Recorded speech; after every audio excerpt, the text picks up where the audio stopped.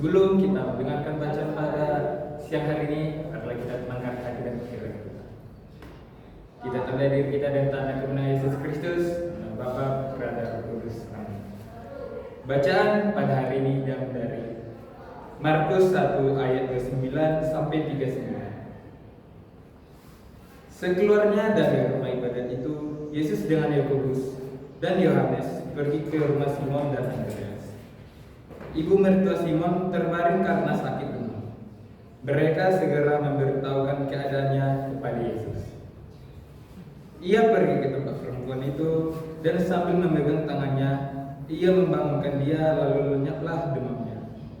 Kemudian perempuan itu melayani mereka. Menjelang malam, sesudah matahari terbenam, dibawalah kepada Yesus semua orang yang menderita sakit dan yang kerasukan setan.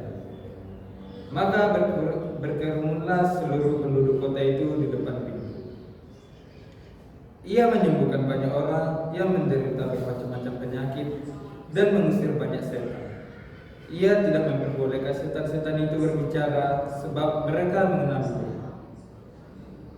Pagi-pagi benar, waktu hari masih gelap, ia bangun dan pergi keluar.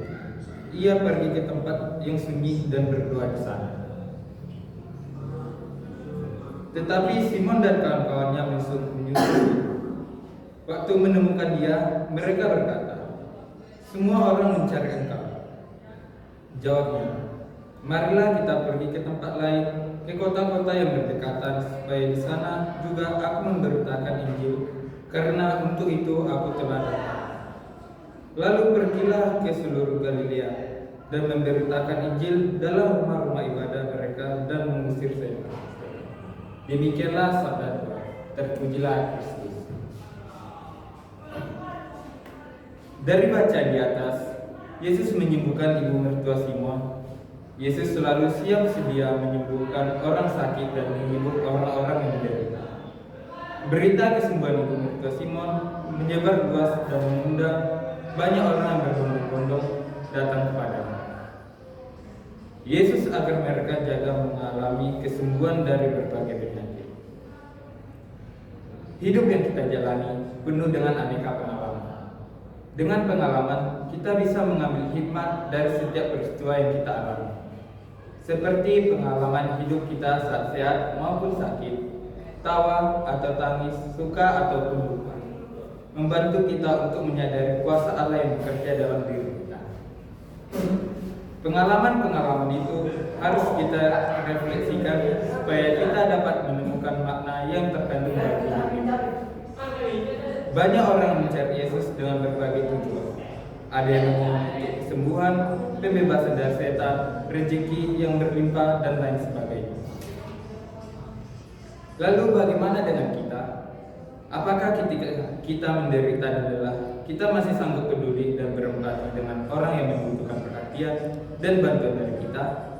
Apakah kita sudah berbelah rasa terhadap orang lain, melampaui kepentingan kita? Semoga kita tak pernah kehilangan pengharapan di dalam hidup walaupun situasi hidup sedang penuh tantangan. Kesedihan dan keputusasaan hanya akan menambah beban hidup kita. Oleh karena itu, percayalah selalu, Tuhan adalah penolong kita. Marilah bersatu doa, nama Bapa, Putra, dan Roh Kudus. Amin. Puji dan syukur kami ucapkan kepada-Mu ya Tuhan, atas berkat-Mu pada hari ini Kau memberkati kami ya Tuhan.